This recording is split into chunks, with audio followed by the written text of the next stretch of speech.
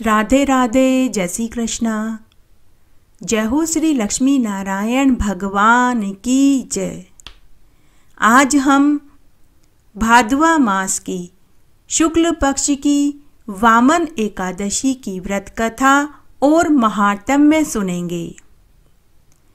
धर्मराज युधिष्ठिर भगवान श्री कृष्ण से बोले कि हे भगवान, भादवा मास की शुक्ल पक्ष की एकादशी का क्या नाम है और उसकी क्या विधि है। उस एकादशी के व्रत को करने से कौन सा फल मिलता है और उसका क्या महात्म्य है। कृपया करके आप मुझे विस्तार से सुनाइए। तब भगवान श्री कृष्ण युधिष्ठिर से बोले कि हे राजन, अब मैं पापों को नष्ट करने वाली तथा अंत में स्वर्ग का सुख देने वाली भादवा मास की शुक्ल पक्ष की वामन एकादशी की कथा सुनाता हूँ। इस एकादशी को जयंती एकादशी भी कहते हैं। इस एकादशी की कथा सुनने मात्र से ही सभी पापों का नाश हो जाता है। इस एकादशी के व्रत का फल वाजपेयी यज्ञ के फल से भी अधिक मिलता है। इस जयंती एकादशी की कथा से नीच पापियों का भी उद्धार हो जाता है। यदि कोई धर्मपरायण मनुष्य इस एकादशी के दिन मेरी पूजा करता है तो मैं उसे संसार की पूजा करने जितना फल प्रदान कर देता हूँ। जो मनुष्य मेरी पूजा करता है उसे मेरे लोक की प्राप्ति होती है, इसमें कोई संदेह नहीं है। जो मनुष्य इस एकादशी के दिन वामन भगवान की पूजा करता है वह तीनों देवता अर्थात ब्रह्मा विष्णु महेश की पूजा करने जितना फल प्राप्त कर लेता है। जो मनुष्य इस एकादशी का व्रत करते हैं उन्हें इस संसार में फिर कुछ भी करना शेष नहीं रह जाता। एकादशी के दिन भगवान विष्णु करवट लेते हैं, इसीलिए इसे परिवर्तनी एकादशी भी कहते हैं।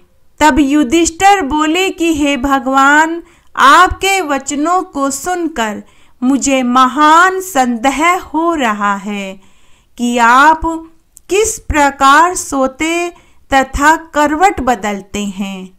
आपने बलि को क्यों बांधा और वामन रूप धारण करके आपने कौन सी लीलाएं रची और चातुर्मास व्रत की विधि क्या है तथा आपके शयन करने पर मनुष्य का फिर क्या कर्तव्य रहता है, वह सब मुझे विस्तार से सुनाइए। श्री कृष्ण भगवान बोले कि हे राजन, अब आप पापों को नष्ट करने वाली कथा का श्रवण करो। त्रेता युग में एक बलि नाम का दैत्य था।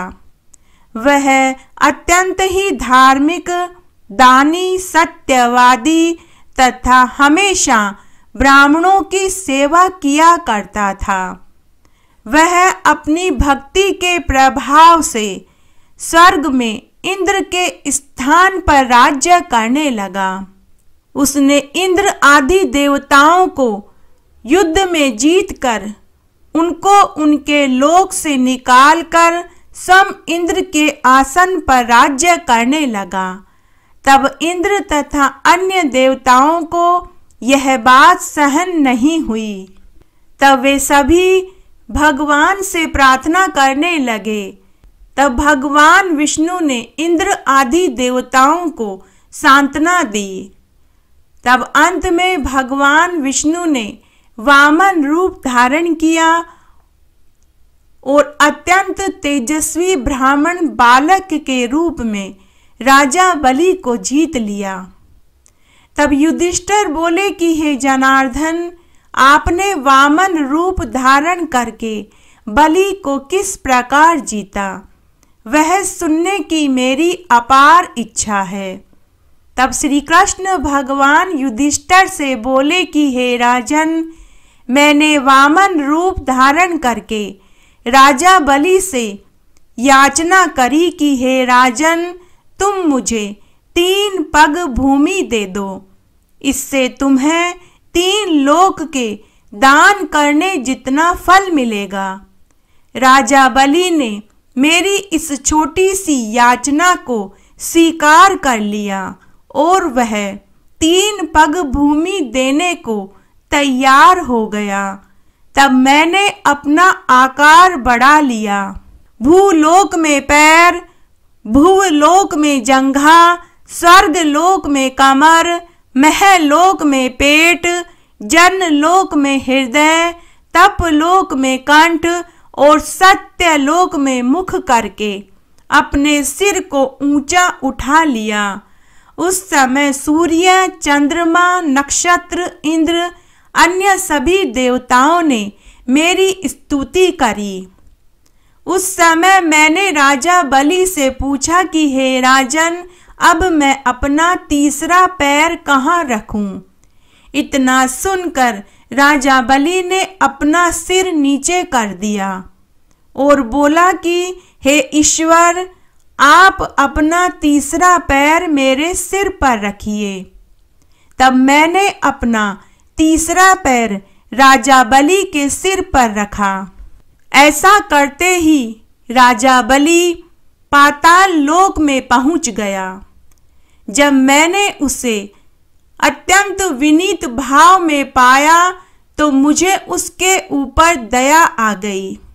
मैंने राजा बलि से वरदान मांगने को कहा तो राजा बलि ने कहा कि आप मेरे पास मेरे लोक में रहें। जब भी मुझे आपके दर्शन करने की इच्छा हो तो मैं आपको सदैव अपने पास पाऊं। तब मैंने राजा बलि को वरदान दिया कि मैं सदैव तुम्हारे पास ही रहूंगा। भाद्वा के शुक्ल पक्ष की एकादशी को परिवर्तनी नामक एकादशी के दिन मेरी एक प्रतिमा राजा बलि के पास रहती है और दूसरी प्रतिमा क्षीर सागर में शेषनाग की शैया पर शयन करती है। इस एकादशी को विष्णु भगवान सोते हुए करवट बदलते हैं। इस दिन त्रिलोकी के नाथ श्री विष्णु भगवान की पूजा की जाती है। इसमें चावल और दही और रुपए का दान करना चाहिए। इस दिन रात्रि जागरण करने का बहुत पुण्य फल मिलता है। इस प्रकार व्रत करने से मनुष्य समस्त पापों से छूटकर मरने के बाद स्वर्ग का सुख पाता है। जो मनुष्य पापों को नष्ट करने वाली इस कथा को सुनते सुनाते हैं, उन्हें अश्वमेध यज्ञ करने जितना फल मिलता है। प्रत्येक व्यक्ति को अपने जीवन काल में अन्न, वस्त्र और रुपये का दान करना चाहिए। दान करने के बाद अभिमान नहीं करना चाहिए, क्योंकि अभिमान मनुष्य को ले डूबता है। राजा बलि ने अभिमान किया तो वह पाताल लोक में पहुंच गया। इससे यह भी पता चलता है कि अति हर कार्य की बुरी होती है। इस तरह आज हमने भाद्वा मास की शुक्ल पक्ष की वामन एकादशी की कथा और महात्म्य को सुना। धन्यवाद।